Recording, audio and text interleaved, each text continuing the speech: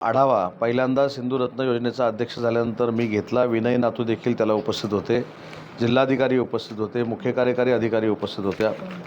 तर सिंधुरत्नमधनं आज जे मला जाणवलं की 15.5 कोटी रुपयाचा स्पिल ओव्हर होता, तर तो आम्ही 5 कोटीवर आणला. जी अनावश्यक कामं कदाचित 2 वर्षापूर्वी ती योग्य असतील, पण 2 वर्षानंतर ती योग्य वाटली नाहीत, ते आम्ही रद्द करण्याचा निर्णय घेतलेला आहे. उदाहरणार्थ आंबा बागायतदारांसाठी आपण कोल्ड स्टोरेज व्हॅन 3 वर्षापूर्वी घेऊन दिली मागणीप्रमाणे. आज त्याची एकही मुंबईला ट्रिप झालेली नाही. आता दुसरी आपण तयार करतो आहे. म्हणून माझं सांगणं आंबा बागायतदारांना होतं, आंदोलनं तर केलीच पाहिजेत, पण आंदोलनात ज्या मागण्या मान्य केलेल्या आहेत ती यंत्रणा पण चालवली पाहिजे ना. त्याच्यानंतर आपण हाऊसबोटचा एक प्रकल्प केला होता. हाऊसबोटच्या प्रकल्पामध्ये काही ठिकाणी अतिशय चांगला रिस्पॉन्स मिळाला, काही ठिकाणी वाईट रिस्पॉन्स मिळाला. त्या 5ही हाऊसबोटी रत्नागिरीला हाऊसबोट टर्मिनल करून करण्याचा निर्णय घेतला. म्हणजे ते पर्यटन स्थळ होईल, तिथं चांगल्या पद्धतीचं हॉटेलिंग असेल, त्या 5ही बोटी तिथं राहतील आणि त्या 5ही बोटीमध्ये जे पर्यटक येतील त्यांची व्यवस्था होईल. आणि त्याच्यातलं वैशिष्ट्य म्हणजे जे कोकणी फूड किंवा जे रत्नागिरीचं फूड आपण त्यांना त्या बोटीमध्ये देणार आहोत ते तिथंच बनवलं जाईल आणि ते बचत गट बनवेल. भाट्यामध्ये मराठवाडा विद्यापीठाची जी जागा आहे त्या मराठवाडा विद्यापीठाच्या जागेमध्ये हे आपण हाऊसबोट टर्मिनल उभं करण्याचा निर्णय घेतला आहे. त्याच्यामध्ये एक मत्स्यालयामध्ये काहीतरी एक कॅनल उभं करायचा एक प्रस्ताव होता. मत्स्यालयामध्ये कंटेनरमध्ये ॲक्वेरियम करण्याचा निर्णय होता, पण तो फेल झाला प्रोजेक्ट. आज आम्ही त्याचा पण आढावा घेतला. त्यांनी 100 कोटी रुपये त्याचं इस्टिमेट तयार केलं आहे ॲक्वेरियमचं, सगळ्यात चांगलं महाराष्ट्रातलं. तर त्या 100 कोटीच्या ॲक्वेरियमवर आपण वर्किंग करतो आहे. पण येत्या 2 वर्षामध्ये अतिशय चांगलं रत्नागिरी जिल्ह्याला शोभेल असं ॲक्वेरियम रत्नागिरीत आपण करणार आहोत. ते मालवणला झू करतात त्याच्यात ते रत्नागिरीमध्ये करणार. रत्नागिरी नगरपालिकेची जी कामं चालू आहेत, अगदी मेडिटेशन सेंटरपासून नव्यानं आता ज्या खाऊ गल्ल्या आपण करतो आहे काही ठिकाणी पर्यटन स्थळाच्या ठिकाणी, त्या सगळ्याचा आढावा मी घेतला. त्याच्यामध्ये 1 वर्षामध्ये पूर्ण आपलं मेडिटेशन सेंटर तयार होईल. पुढच्या 1.5 महिन्यामध्ये नगरपालिकेची इमारत जी आहे त्याचा लोकार्पण सोहळा होईल. टिळक स्कूल जे आहे ते 1 वर्षामध्ये पूर्ण होईल. तिथं आपण केंद्रीय विद्यालय सुरू करण्याचा निर्णय घेतला आहे. ती 2 मजली इमारत आहे. खाली 7 रूम ज्या आहेत त्या पूर्वीच्या टिळक विद्यालयाला द्यायच्या आणि वरच्या 7 रूम केंद्रीय विद्यालयाला तात्पुरत्या द्यायच्या. आणि केंद्रीय विद्यालय जे मंजूर झाले आपल्याकडे ते आता तिथं आपण सुरू करणार आहोत. अजून जी काही कामं नवीन आलीत, म्हणजे शॉपिंग सेंटर असेल, त्याच्यानंतर अहिल्याबाई होळकरांच्या पुतळ्याची मी घोषणा केली होती स्मारकाची, ते आपण आता रत्नागिरीमध्ये करण्यासाठी पैसे मंजूर केले आहेत. त्याच्यानंतर स्टेट बँक कॉलनीमध्ये जी स्मशानभूमी आहे तिचं अपग्रेडेशन करण्यासाठी 1,25,00,000 रुपये मंजूर केले आहेत. मिरकरवाड्याचं कब्रस्तान आहे त्याला 75 लाख रुपये मंजूर केले आहेत. त्याच्यानंतर खालची पांढऱ्या समुद्रावरची जी स्मशानभूमी आहे त्याला 1,25,00,000 रुपये मंजूर केले आहेत. ही सगळी कामं 6-7 महिन्यामध्ये पूर्ण होतील. आणि कॉन्क्रिटिंगची उरलेली कामं जी आहेत, जी पाईपलाईनमुळे थांबली होती, ती पाईपलाईन देखील 1 महिन्यामध्ये पूर्ण होईल. आणि थिबा पॅलेस रोड आणि दांडा शिरेशपर्यंतचा उर्वरित रस्ता जो राहिलेला आहे तो नोव्हेंबर-डिसेंबरपर्यंत पूर्ण होईल. तर कोणती कामं शहरातली प्रगती पथावर आहेत, आता लवकरच पूर्ण होण्याच्या मार्गावर? फॉर एक्झाम्पल उदाहरण खरं तर मी तुम्हाला दाखवायला पाहिजे होती कुठची प्रगती पथावर आहेत. म्हणजे अनेकांना दाखवली ना, बघायची आहेत का? तिकडचा भाग हां हो बरोबर. तुझ्याकडे येऊन थांबलेला रस्ता तिथनं दांडा फिशरीजपर्यंत शिल्लक राहिला आहे तो कॉन्क्रीट होणार. आणि थिबा पॅलेस रोड पूर्ण कॉन्क्रीट होणार. नाचण्याचा पूर्ण झालेला आहे, मजगाव रोडचा झाला आहे. आणि त्याच्या पुढे सांगतो हायवेच्या पलीकडे तो आपण विमानतळ रस्ता म्हणून आता ट्रीट करतो आहे, तो देखील चौपदरी होणार. तिथली आपण सगळी अनधिकृत बांधकामं काढून टाकली, पण त्यांच्यावर पण अन्याय केला नाही. ज्यांची असेसमेंट स्वतःची आहे, स्वतः उद्योगधंदा करतो आहे, त्याच्यासाठी आपण गाळे करून देतो आहे 56 कोकण नगरमध्ये. ते तिथं आहेत, तिथं राहतील. हे कामं सुरू करतात अर्धवट टाकायचं. जसं मारुती मंदिरचं अर्ध काम पूर्ण केलं 8 दिवसापूर्वी ते पेवर्स ब्लॉक लावले. त्या पेवर्स ब्लॉकची अशी परिस्थिती आहे. पेवर्स ब्लॉकची परिस्थिती 70-80 कामगार त्यांच्याकडे आहेत, पण त्यांचे सगळे जे खरे सुपरवायझर आहेत ते गेले हजला. त्याच्यामुळे कोणाला मेळ राहिलेला नाही. आता ते अलिमिया गाजींवर जबाबदारी देतो हजवरनं इकडे आणायची त्यांना. 4 दिवसापूर्वी काम सुरू केलं, एका बाजूचं केलं आणि दुसऱ्या बाजूचं तसंच. ते काय करतात, त्यांना लाईन कोण देणारा शिल्लक राहिलेला नाही सुपरवायझर, तर ते आता 2-4 दिवसामध्ये येतील. मग आम्ही त्यांना प्लॅन करून दिलं, पहिलं कुठचं करा, नंतर कुठचं करा, ते होऊन जाईल आता. शामराव पेजे सर्कल डेव्हलप हो, आलेत ना काकडे घेऊन. शामराव पेजे साहेबांचा पुतळा एका वेगळा त्यांच्या कुटुंबाला विचारून वेगळ्या धर्तीवर करण्याचा आम्ही निर्णय घेतला आहे आणि ते पण सर्कलचा डेव्हलप होईल आणि चांगल्या पद्धतीने. रोपवेच्या संदर्भात काय भाटे थिबा पॅलेस की असं काय आहे? तू भरपूर माहिती काढलीस. साहेब रोपवेची पण नाही, हा एक महत्त्वाचा मुद्दा आहे. रोपवेची टीम काल रत्नागिरीमध्ये होती. रत्नागिरीमध्ये रोपवे करण्याचा देखील म्हणजे प्राथमिक निर्णय मी घेतलेला आहे. आपल्या थिबा पॅलेसवरनं आपलं नारळ संशोधन केंद्र जे आहे तिथपर्यंत हा रोपवे आपण करतो आहे. किंवा जो मी तुम्हाला सांगितलं की टर्मिनल करतो आहे बोटचं, ते हाऊस बोटचं, तिथेपर्यंत ते होईल. 2 बिल्डिंग होतील 4-4 मजली आणि त्याच्यावरनं तो रोपवे जाईल. अशा पद्धतीचं काल मला त्यांनी प्रेझेंटेशन दिलं आहे.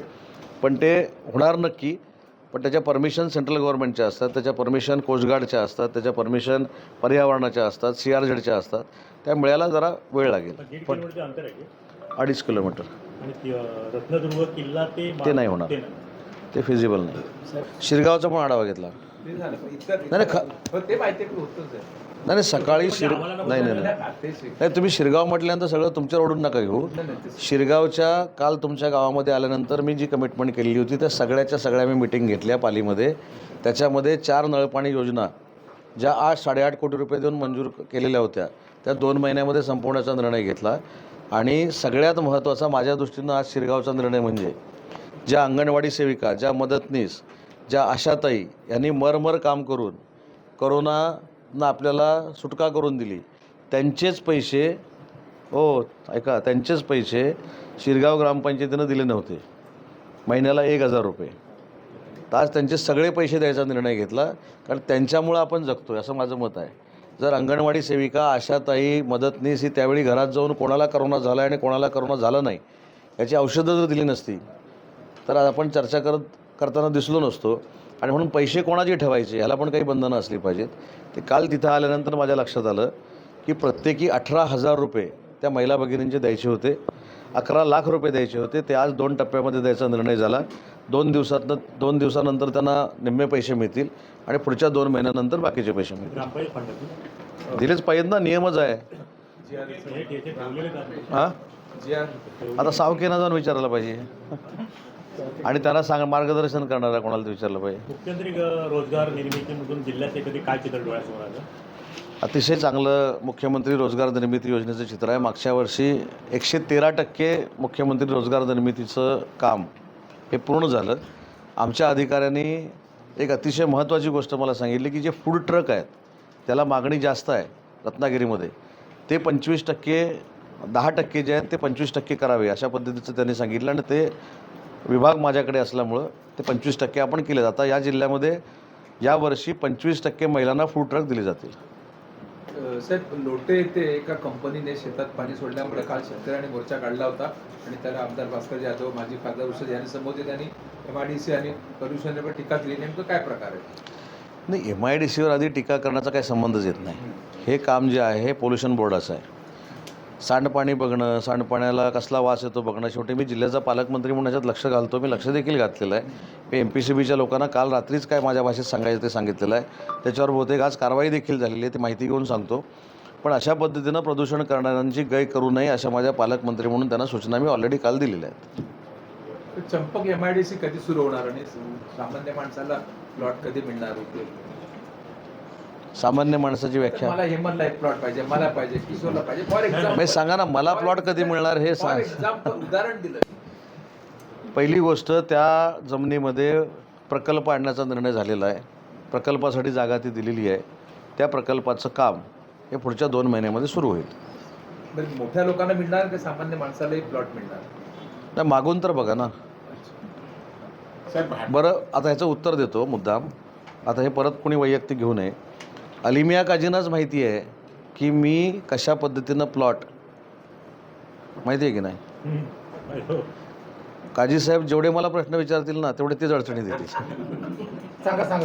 सांगतो ना, सर्वसामान्यांना प्लॉट मिळतो की नाही हे तुमच्या सगळ्यांपेक्षा अलिमिया काजी साहेब चांगलं सांगू शकतात. एखाद्या सर्वसामान्य माणसावर जर अन्याय झाला आणि अलिमिया काजी साहेबांनी सांगितले हा अन्याय आहे, तर तो कसा दूर करतो हे पण अली मियाँ साहेबांना माहिती आहे. एखाद्यानं बिस्लरी बॉटलच्या प्लांट म्हणजे मिनरल वॉटरसाठी घेतलेला प्लांट दुसरीकडे वापरला म्हणून त्याचा दंड कसा माफ होतो हे देखील अली मियाँ साहेबांना माहिती आहे.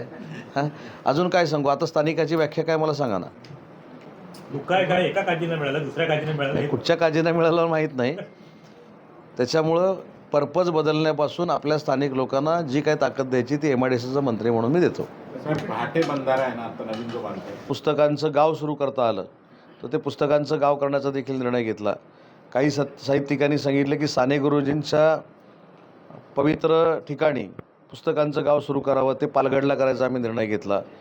सगळ्यात त्याच्यापेक्षा पुढं जाऊन SM जोशींचं स्मारक करायचा देखील आम्ही निर्णय घेतला आहे गोळपमध्ये. तर हे विविध निर्णय आजच्या मराठी भाषेच्या बैठकीमध्ये आपण घेतलेले आहेत आणि त्याच्यामध्ये मला असं वाटतं की जे साहित्यिकांना अपेक्षित होतं महाराष्ट्रातल्या, ते भाषा संग्रहालय आज आपण रत्नागिरीमध्ये करण्याचा निर्णय घेतो आहे. आता भाषा संग्रहालय रत्नागिरीमध्येच आपण काम का करतो आहे, तर बाळशास्त्री जांभेकरांपासून जर सुरुवात केली तर ते पूर्वीच्या रत्नागिरीच्या एकत्र जिल्ह्यातले, मंगेश पाडगावकर रत्नागिरीच्या एकत्र जिल्ह्यातले, मधु मंगेश कर्णिक रत्नागिरीच्या एकत्र जिल्ह्यातले, कुसुमाग्रज केशवसूत हे आपल्या रत्नागिरीच्या मालगुणचे, त्याच्यानंतर पु ल देशपांडेंची सासूरवाडी ही रत्नागिरी, त्याच्यामुळे छत्रपती शिवाजी महाराजांच्या पदस्पर्शानं देखील रत्नागिरी जिल्हा पावन झालेला आहे. विदा सावरकर जसे देशासाठी झटत होते तसं ते देखील साहित्यिक होते. लोकमान्य टिळक देखील साहित्यिक होते. महर्षी धोंडो केशव कर्वे देखील साहित्यिक होते. साने गुरुजी देखील साहित्यिक होते. त्याच्यामुळे ही सगळी डॉक्टर बाबासाहेब आंबेडकर देखील आपल्या रत्नागिरी जिल्ह्यातले. त्याच्यामुळे ही सगळी दिग्गज मंडळी ज्याने मराठीवर प्रेम केलं ती रत्नागिरी जिल्ह्यातली होती आणि म्हणून रत्नागिरी जिल्ह्यामध्ये मराठी भाषा संग्रहालय उभारण्याचा आम्ही आज निर्णय घेतलेला आहे. रत्नागिरीच्या दृष्टीनं अतिशय 3 महत्त्वाच्या विषयांवर मी आयोजित केलेली आहे. एक म्हणजे आपल्याला माहिती असेल की आपल्याकडे मेडिकल कॉलेज सुरू झालं. मेडिकल कॉलेज सुरू झाल्यानंतर आता 4थं वर्ष सुरू होतं आहे. 4थं वर्ष सुरू होत असताना भले 20,000, 22,000, 25,000, 40,000 ज्या काही कॉन्ट्रॅक्ट बेसिसवरच्या पोस्ट निघाल्या, त्याच्यामध्ये काल जो मी आढावा घेतला त्याच्यामध्ये सुमारे 450 रत्नागिरीतली मुलं ही मेडिकल कॉलेजमध्ये आज नोकरी करत आहेत. आणि मेडिकल कॉलेज हे महाराष्ट्रातलं, त्यांनी जो सर्वे केला महाराष्ट्रातल्या मेडिकल कॉलेजचा, त्याच्यामध्ये नंबर 1चं मेडिकल कॉलेज आपलं आहे. आणि म्हणून 8 जुलै 2026ला BSc नर्सिंग हा कोर्स जो आहे, या BSc नर्सिंग कोर्सला आपल्याला मान्यता मिळाली. मी BSc नर्सिंग कोर्सचा उल्लेख एवढ्यासाठीच केला कारण सगळ्यांना असं वाटतं की जसं आपलं GNM आणि ANM कॉलेज आहे तसं हे कॉलेज आहे. तर हे त्याच्यापेक्षा अपग्रेड कॉलेज आहे. हे डिग्री कॉलेज आहे आणि ह्याच्यातनं ज्या सगळ्या नर्सेस तयार होतील त्या सगळ्याच्या सगळ्या मेडिकल कॉलेजमध्ये काम करणार आहेत. तर 100 मुलांच्या त्या BSc नर्सिंगला आपल्याला परमिशन मिळाली. आयुर्वेदिक हॉस्पिटल आयुषला देखील आपल्याला 30 कोटीच्या मंजुरी मिळालेली आहे. ते देखील आपण सुरू करतो आहे. आणि काल मी सिव्हिल हॉस्पिटल आणि मेडिकल कॉलेजचा आढावा घेतला. त्या आढाव्यातनं समाधानकारक जे बघायला मिळालं त्यातली पहिली गोष्ट म्हणजे पूर्वी 2 वर्षापूर्वी जे आपण सांगायचो की आपली OPD ही 300-350 आहे. आता आपली OPD इन अँड ॲव्हरेज 850पर्यंत गेलेली आहे. रविवारची फक्त ही OPD 130, 140, 150पर्यंत असते. परंतु ज्यावेळी पाऊस सुरू झाला त्या पहिल्या 2 दिवसातली आपली OPD 1100-1200 होती. त्याच्यामुळे सिव्हिल हॉस्पिटलवरचा विश्वास हा ग्रामीण भागातल्या जनतेचा प्रचंड पद्धतीनं वाढलेला आहे. 1127 सर्जरी सिव्हिल हॉस्पिटलमध्ये झाल्या मायनर आणि 250 मेजर सर्जरी सिव्हिल हॉस्पिटलमध्ये झाल्या. त्याच्यामुळे सिव्हिल हॉस्पिटलचं काल इन्फ्रास्ट्रक्चर पुन्हा एकदा मी जाऊन बघितलं. त्यांना आवश्यक असलेल्या काही गोष्टी काल DPCमधनं मी मंजूर केलेल्या आहेत. हिमोफिलिया नावाचा जो एक आजार आहे त्याच्या इंजेक्शनला 50 लाख रुपये मी काल मंजूर केलेले आहेत. ऑर्थोपेडिक्ससाठी एक नवीन यंत्रणा लागते त्यासाठी 20 लाख रुपये काल मी मंजूर केलेत. आणि ऑक्सिजनचा एक ॲडव्हान्स प्रकार द्यायचा जो प्रायव्हेट हॉस्पिटलमध्ये असतो त्याच्या यंत्रणेसाठी देखील काल मी पैसे मंजूर केलेले आहेत. त्याच्यामुळं आपलं सिव्हिल हॉस्पिटल तिथले डॉक्टर्स हे अतिशय वेगवान पद्धतीनं ट्रीटमेंट करत आहेत आणि त्याचा आउटपुट त्यांनी किती आपल्याला येऊन सांगितले मला माहीत नाही, पण आता इथे डीन सर पण आहेत. अतिशय चांगल्या पद्धतीनं आपलं सिव्हिल हॉस्पिटल सुरू आहे. तसंच आपली ग्रामीण रुग्णालये जी आहेत ती देखील अतिशय चांगल्या पद्धतीनं सुरू आहे. तिथं देखील आपली OPD वाढलेली आहे. लोक आरोग्याची सुविधा प्राप्त करण्यासाठी तिथे येत आहेत. त्यांना चांगल्या पद्धतीनं सन्मानपूर्वक वागणूक मिळते. पण काल अजून एक महत्त्वाचा निर्णय सिव्हिल हॉस्पिटलला मी पालकमंत्री म्हणून घेतला आहे की जिथं महिलांचे वॉर्ड आहेत त्या महिलांच्या वॉर्डमधला पुरुषांचा जो वावर आहे हा महिला पेशंटच्या परवानगीशिवाय करू नये अशा पद्धतीची SOP तयार करण्याचा निर्णय मी काल बैठकीमध्ये घेतला आहे. याच्यामध्ये जनरल महिला वॉर्ड जो आहे, महिलेला ॲडमिट करताना 3-4 नावं अगोदरच फॅमिलीची घ्यावीत आणि त्याच्यापैकी एखादा जर तिथे राहत असेल तर त्यालाच अलाव करावा. कारण मध्ये 15-20 दिवसामध्ये जे काही वातावरण तयार झालं होतं की महिलांच्या वॉर्डमध्ये काही लोक जातात, तिथं महिलांना त्रास होतो आणि ICUमध्ये उद्या पालकमंत्री म्हणून मला जरी जायचं असेल तरी ICUचे सगळे प्रोटोकॉल जे आहेत मोठ्या हॉस्पिटलचे ते फॉलो करूनच गेलं पाहिजे अशा स्ट्रिक्ट इन्स्ट्रक्शन मी डीनना आणि CS ना दिलेल्या आहेत. आणि हे पण मी त्यांना उदाहरण सांगितलं की हा वावर महिलांच्या वॉर्डमधला का थांबवला पाहिजे, तर महिलांवर जी ट्रीटमेंट सुरू असते त्यावेळी काही पथ्य पाळायचे असतात, काही नियम पाळायचे असतात. ते 100% अशा मोठ्या हॉस्पिटलमध्ये पाळले गेले पाहिजेत. हे नियमावली बनवावी, पालकमंत्री म्हणून मला दाखवावी आणि त्याची अंमलबजावणी सुरू करावी असं मी डीन आणि सिव्हिल सर्जनना सांगितलं आहे. त्याची कारवाई देखील पुढच्या आठवड्यामध्ये सुरू होईल. डेंटल आपल्याकडे जो सेक्शन सुरू झालेला आहे त्याच्यामध्ये देखील मोठ्या पद्धतीनं पेशंट आपल्याकडे येत आहेत आणि बरे होऊन जात आहेत.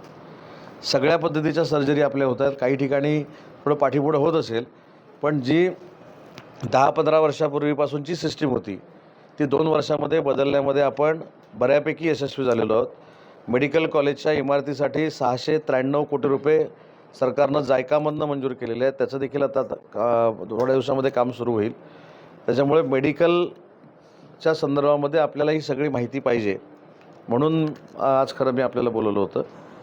आणि महाराष्ट्रामध्ये दुसरा एक उपक्रम मी मराठी भाषा मंत्री म्हणून सुरू केला आहे आणि तो उपक्रम म्हणजे प्रत्येक जिल्ह्यातले जे साहित्यिक आहेत त्यांच्याशी मी चर्चा करतो. पहिला कार्यक्रम छत्रपती संभाजीनगरला झाला, दुसरा रत्नागिरीमध्ये झाला आणि मला आज सांगताना आनंद होतो की महाराष्ट्रातल्या सगळ्या साहित्यिकांची एक मागणी होती की महाराष्ट्रामध्ये भाषेचं संग्रहालय असलं पाहिजे आणि ते भाषेचं संग्रहालय करण्याचा निर्णय रत्नागिरीमध्ये मराठी भाषा मंत्री म्हणून मी घेतलेला आहे. 25 कोटी रुपये त्याला मंजूर केलेले आहेत. 1 एकर जागा देखील आज आम्ही अलॉट केलेली आहे. तर या भाषेच्या संग्रहालयातनं काय होणार आहे, तर जेवढे साहित्यिक किंवा जेवढे मराठी भाषेवर प्रेम करणारी लोक होऊन गेली, ज्यांनी मराठीसाठी फार मोठं काम करून ठेवलं आहे, तर त्यांच्यावर रिसर्च ह्या भाषा संग्रहालयामध्ये होईल. अगदी ज्ञानेश्वरांपासून आताच्या साहित्यिकांपर्यंत, म्हणजे ज्ञानेश्वरी देखील ज्ञानेश्वरांनी लिहिली म्हणूनच मराठी भाषेला अभिजात भाषेचा दर्जा मिळाला. ज्यावेळी सरकारनं विचारलं, केंद्र सरकारनं, की 700 वर्षापूर्वीची अशी कुठची घटना आहे की जी मराठीमध्ये लिहिली गेली, त्यावेळी आम्ही महाराष्ट्र सरकारनं सांगितले की ज्ञानेश्वरांनी जी ज्ञानेश्वरी लिहिली ती देखील मराठीमध्ये होती. त्याच्यामुळं अभिजात भाषेचा पाया हा ज्ञानेश्वरी आहे. त्याच्यामुळं तिथपासून जे साहित्य सुरू झालं ते आताच्या साहित्यिकांपर्यंत सगळं त्या भाषा संग्रहालयामध्ये वाचता येईल.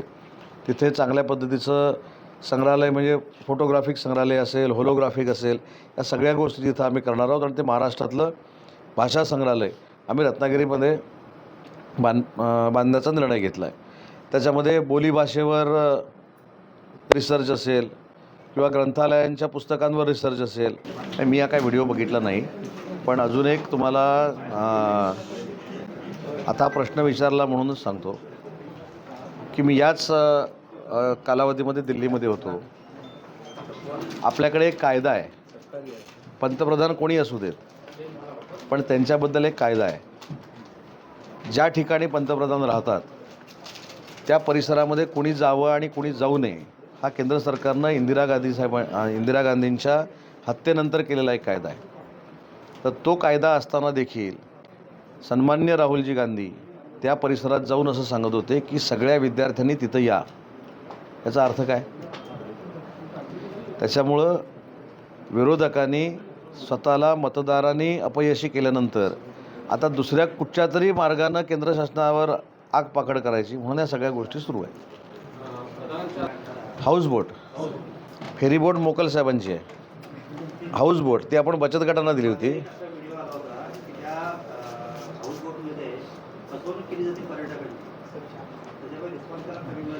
नाही जर फसवणूक झाली तरी पोलीस स्टेशनला जायचं, संपल आहे. आपण ते चांगल्या उद्देशानं करून दिलेलं आहे आणि त्याच्यामध्ये पुरुष कुठेही नाही आहे. ते महिलांच्या स्वतःच्या पायावर उभं राहण्यासाठी केलेली एक यंत्रणा आहे.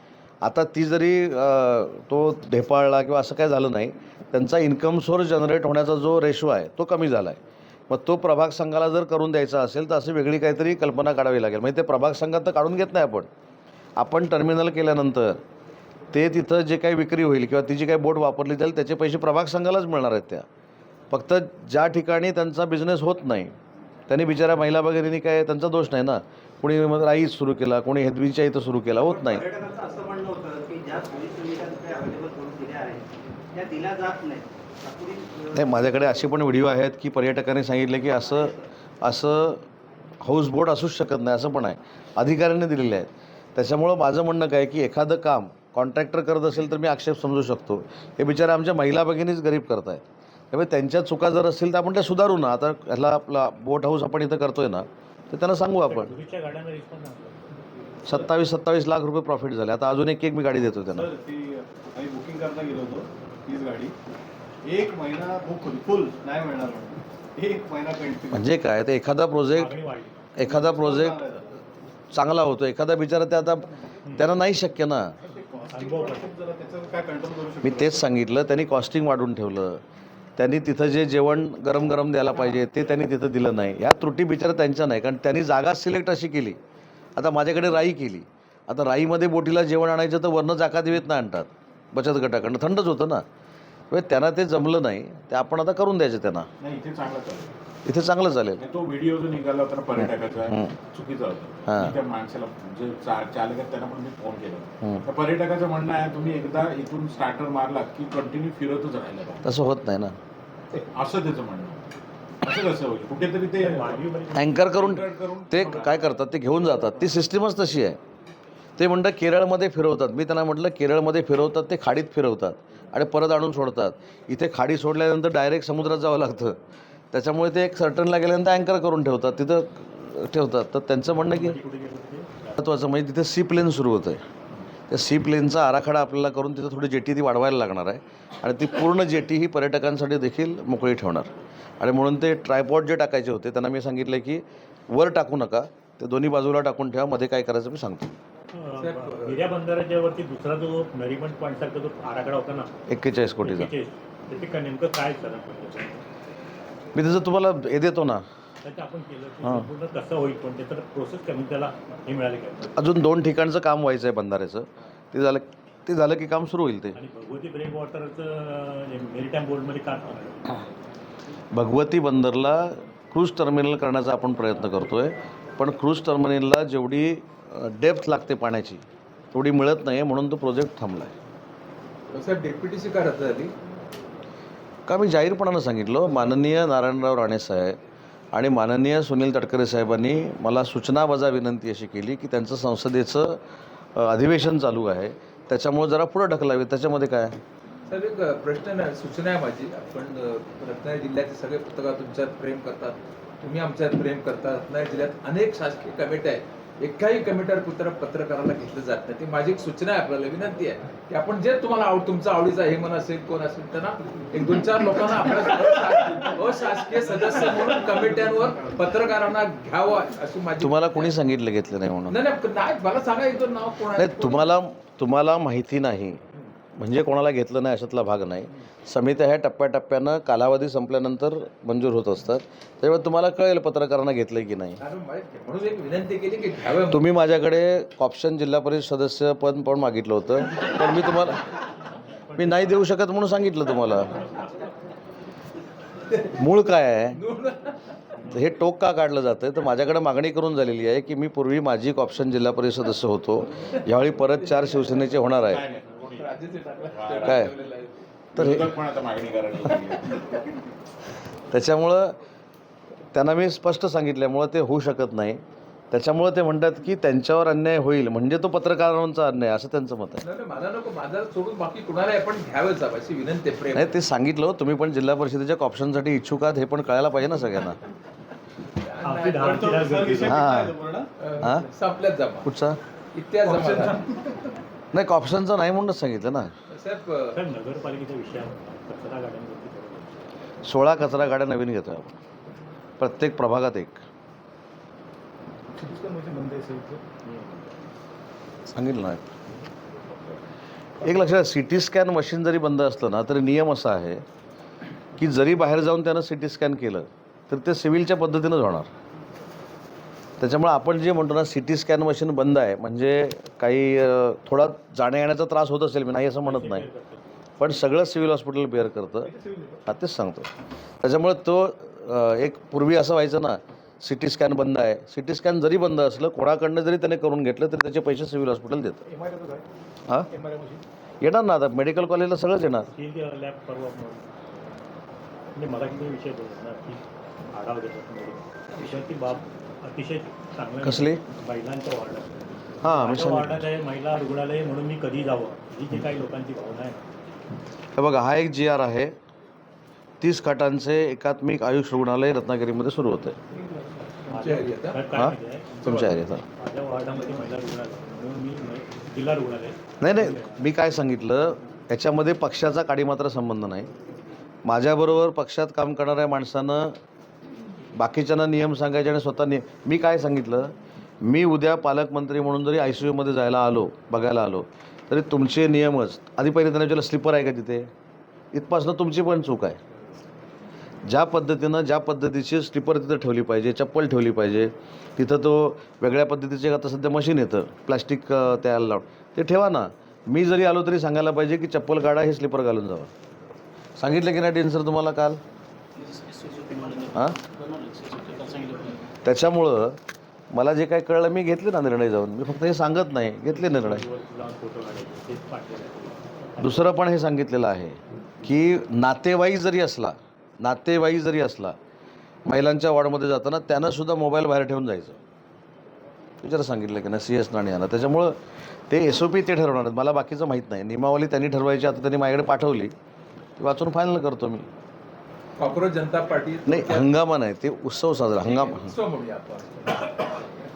सांगा. आपली भावना काय याबाबत? नाही भावना चांगलीच आहे ना की नीटमध्ये पेपरफुटी होऊ नये ही आमची पण भूमिका होती.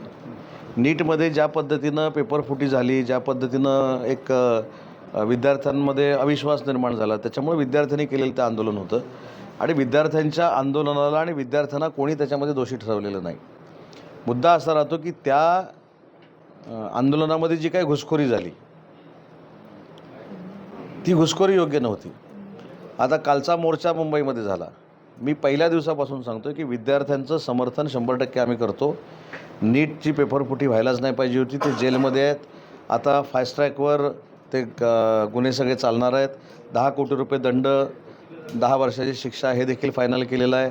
ते जे कोण मुलं त्याच्यामध्ये दुर्दैवानं गेली त्यांना देखील पैसे देण्याचा निर्णय सरकारनं घेतला किंवा काय त्यांचं पुनर्वसन करण्याचा निर्णय घेतला आहे. पण एक यादी जर आपण बघितली, राहुल गांधी, प्रियांका गांधी, शरद पवार साहेब, उद्धवजी ठाकरे, त्याच्यानंतर अखिलेश यादव, ते नवीन कोणते ॲक्टर झालेले मुख्यमंत्री महोदय, त्याच्यानंतर शबाना आझमी, त्याच्यानंतर ही सगळी जी मंडळी आहे यांनी कधीच नरेंद्र मोदी साहेबांचा प्रचार केलेला नव्हता. त्याच्यामुळं विद्यार्थ्यांनी केलेलं जे आंदोलन होतं ते खरोखरच योग्य दिशेनं चाललेलं असताना त्यांना भरकटण्याचं कारण जर कोण असतील तर ही सगळी मंडळी आहेत. आणि विजय हा विद्यार्थ्यांचा आहे, विजय नेते मंडळींचा नाही. काल आता मी एवढी भाषणं ऐकली जसं काही ह्यांनीच विजय मिळवून दिला, पण त्याच्यामागे धर्मेंद्र प्रधान साहेबांचं पत्र पण वाचा की धर्मेंद्र प्रधान साहेबांनी राजीनामा का दिला याचं विश्लेषण पण त्यांनी केलं आहे. परंतु नीटमध्ये जे प्रकार झाले किंवा नीटमध्ये जी घुसखोरी झाली त्याच्याबद्दल आम्हाला आक्षेप आहे.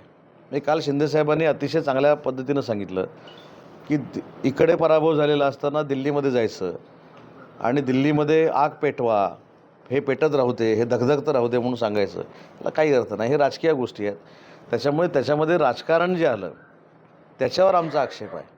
आम्ही विद्यार्थ्यांना कधीच दोष दिलेला नाही, विद्यार्थ्यांना कधीच दोष देणार नाही. विद्यार्थ्यांच्या मनातल्या भावना सरकारनं पूर्ण केल्या पाहिजेत, हीच भूमिका असली पाहिजे. त्याच्याबद्दल दुमत असण्याचं काही कारणच नाही. पण सर, विद्यार्थ्यांची भावना समजून घेण्यास केंद्र सरकार कमी पडलं किंवा उशीर केलं मला वाटत नाही. मला असं वाटतं की चर्चा ही एका दिवसात आणि 2 दिवसात संपत नाही. एखादं छोटं आंदोलन जरी असतं तर ते एक फोन केल्यानंतर ते सुटत नाही. त्याच्या मागे काहीतरी प्रोसिजर असते. ती प्रोसिजर केंद्र सरकारनं केली असेल ना. त्याच्यामुळं आज विद्यार्थ्यांच्या मनातले निर्णय केंद्र सरकारनं घेतले आहेत हे देखील आपल्याला नाकारता येणार नाही. केंद्र सरकारनं घेतलेली भूमिका ही विद्यार्थ्यांच्या हिताची भूमिका आहे आणि भविष्यामध्ये असे प्रकार घडणार नाही त्याची दक्षता राज्य सरकारनं आणि केंद्र सरकारनं घेतली पाहिजे. याचा काय परिणाम भविष्यात होऊ शकतो का राजकारणावर की अन्य काय म्हणजे देशामध्ये याचा काय मेसेज जाऊ शकतो की हा विजय झाला, विद्यार्थी आता आक्रमक होणार, काँग्रेस जनता पार्टी पुढे येऊन काय घडामोडी होऊ शकतात का देशामध्ये? बघू ना आपण. सर, राजनाथ सिंह एक स्टेटमेंट अजून 3 वर्ष निवडणुकीला आहेत. मुंबईतल्या मोर्चावर राजनाथ सिंहने एक स्टेटमेंट केलं होतं की आमचं काय UPA सरकार नाही आहे, आमचं NDA आहे, आम्ही राजीनामे वगैरे देत नसतो असं. आणि नंतर ते धर्मेंद्र प्रधानचा राजीनामा झाला. नाही, राजनाथ सिंह हे देशाचे एक मोठे नेते आहेत. त्यांनी ते स्टेटमेंट का केलं, त्याच्यानंतर धर्मेंद्र प्रधान साहेबांनी राजीनामा का दिला, हे माझ्या कुवतीच्या माणसांना बोलण्याच्या पलीकडचा प्रश्न आहे. त्याच्यामुळं राजेंद्र सिंह साहेब काय बोलले हे देखील मला माहीत नाहीत. परंतु धर्मेंद्र प्रधान साहेबांनी मुलांच्या भावनांचा विचार करून राजीनामा दिला हे कोणी नाकारत नाही. आणि नरेंद्र मोदी साहेबांनी ॲज अ पंतप्रधान म्हणून जे मार्ग काढायचे आहेत, जे तोडगे काढायचे आहेत, जी कारवाई करायची आहे ती 100% या संपूर्ण त्यांच्या प्रक्रियेतनं केलेली आहे. रत्नागिरीच्या मोर्चाबद्दल आपण काय म्हणतो? नाही, माझं काहीच म्हणणं नाही रत्नागिरीच्या मोर्चाबद्दल. आपल्या जिल्हा प्रमुखाने आक्षेप घेतला खास पत्रकार परिषद घेऊन. तो जिल्हा प्रमुखांनी घेतला. आपल्या आदेशावरून की त्यांची वैयक्तिक त्यांचं नाही, वैयक्तिक काजी साहेब, जिल्हा प्रमुखांना स्वतंत्र आमचे अस्तित्व आहे, बरोबर आहे. ते कोणाच्या उजळीनं पाणी पित नाहीत. त्यांनी त्यांची पत्रकार परिषद घेऊन भावना व्यक्त केली. आता जी भावना त्यांनी व्यक्त केली पत्रकार परिषदेतनं, मला देखील कुठेतरी असं वाटलं की त्यांनी केलेली जी भावना व्यक्त केलेली आहे ती योग्य आहे की अयोग्य आहे त्याची मी खात्री करून माझ्या मनात ठेवलेलं आहे. मी मोर्चामध्ये विद्यार्थ्यांनी सहभागी होणं कितपत योग्य? नाही, विद्यार्थ्यांनी काय करावं आणि विद्यार्थ्यांनी काय करू नये हे सांगणारा मी नाही. विद्यार्थ्यांनी त्यांच्या अपेक्षा पूर्ण होण्यासाठी त्या मोर्चामध्ये ते सामील झाले असतील, त्याच्याबद्दल त्यांना कशाला दोष द्यायचं? विद्यार्थ्यांचा काय दोष आहे याच्यात? मी पहिल्यांदाच सांगितलं की विद्यार्थी ज्या पद्धतीनं त्या आंदोलनामध्ये उतरलेले होते ही त्यांची वैयक्तिक भावना होती. पण त्या आंदोलनामध्ये ज्या पद्धतीनं राजकारण केलं गेलं, ज्या पद्धतीनं नरेंद्र मोदी साहेबांवर बोललं गेलं, हे बघा, कोण पंतप्रधान आहेत कोण पंतप्रधान नाही आहेत हा विषय नंतरचा आहे, पण ते देशाचं घटनात्मक मोठं पद आहे. आज मी मोर्चाचे काही व्हिडिओ बघितले रत्नागिरीचे, हे योग्य आहे का? याचं समर्थन कोण करतं आहे का? विद्यार्थ्यांचं समर्थन 100% मी करतो आहे. कुठच्याही विद्यार्थ्यांना तसा प्रकार घडवला नव्हता, पण काही पॉलिटिकल लोक होते, त्यांनी रत्नागिरीच्या काही व्हिडिओंमधनं जे काही पास ऑन केलं हे चांगलं नाही, ही रत्नागिरीची संस्कृती नाही. त्याच्यामुळे रत्नागिरीच्या विद्यार्थ्यांना जे अपेक्षित आहे ते 100% आम्ही करण्याचा प्रयत्न करणार आहोत. त्याच्यामुळे विद्यार्थ्यांना दोष कशाला द्यायचा? मोर्चा जाताना जे भाषा वापरली गेली अश्लील किंवा अत्यंत गैर होती, कोणीही पदावर असेल तरी नाही, 100% ना, मी तेच सांगितलं. बऱ्याच ठिकाणी व्हायरल पडलं आणि ते व्हायरल करण्यामध्ये कोण आहेत आता मी त्याच्यामध्ये पडत का नाही, जाऊ दे, आता जे काय असेल ते संपलेलं आहे. त्याच्यानंतर परत दुसऱ्या दिवशी पत्रकार परिषद घेऊन त्यांनी त्यांची भूमिका स्पष्ट केलेली आहे. परत आज माझ्या मराठी भाषेच्या सगळ्यांनी माझ्यावर फोटो काढलेले आहेत. त्याच्यामुळे मी त्याच्याबद्दल काय आता बोलत नाही. पण हे चांगलं नाही. कोण पंतप्रधान आहेत कोण मुख्यमंत्री आहे त्याच्यापेक्षा ते संविधानिक पद आहे आणि त्यांच्याबद्दल रिस्पेक्टफुलीच बोललं पाहिजे. विद्यार्थ्यांच्या आक्रोशाला अजून आपण किती खतपाणी घालतो आहे आणि त्याच्यातनं कायदा आणि सुव्यवस्था बिघडू शकते आणि त्याचे परिणाम त्यांना नाही भोगायला लागणार आहेत, विद्यार्थ्यांना भोगायला लागतील. विद्यार्थ्यांच्या कुठच्याही भूमिकेवर आमचा संशय नाही, विद्यार्थ्यांवर आमचा राग पण नाही. विद्यार्थ्यांची मनातली भूमिका नरेंद्र मोदी साहेबांनी ओळखली आणि म्हणून पुढचे निर्णय झाले. सकाळचे 9:30 वाजणारे म्हणतात की आता महाराष्ट्रात बदल होणार आणि देवेंद्र फडणवीस साहेब केंद्रात जाऊन शिक्षण मंत्री होणार. ते असं 4.5 वर्ष म्हणत आहेत. कशात काय बदल झाला काय?